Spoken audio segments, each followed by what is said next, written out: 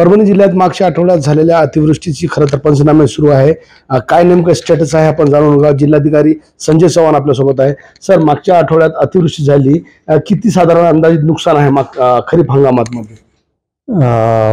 खरीप हंगामामधली जी पिकं आहेत म्हणजे पर्टिक्युलरली सोयाबीन असेल किंवा कापूस आहे, तर सर्व ठिकाणी मी पहिलीच आलेला बैठक घेऊन सर्व तहसीलदारांना सूचना दिलेत की पंचनामे लवकरात लवकर करा आणि योग्य पंचनामे करा, वस्तुस्थिती दर्शवणारे पंचनामे करा, अशा सूचना दिलेत। आपण लवकरात लवकर हे पंचनामे पूर्ण करून शासन निर्णयाप्रमाणे योग्य ती संबंधितांना शासन जो निर्णय घेईल त्याप्रमाणे भरपाई मिळण्यासाठी नक्की प्रयत्न केला जाईल।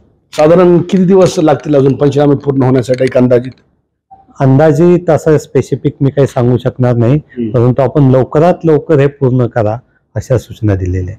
थँक्यू।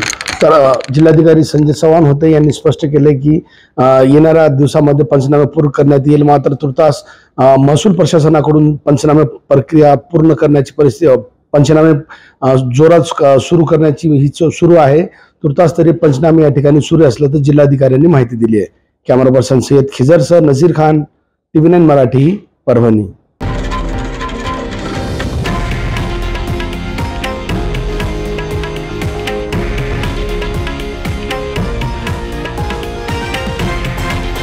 हे आहे देशातील नंबर 1 न्यूज नेटवर्क आणि आपण पाहत आहात TV9 मराठी, एकमेव।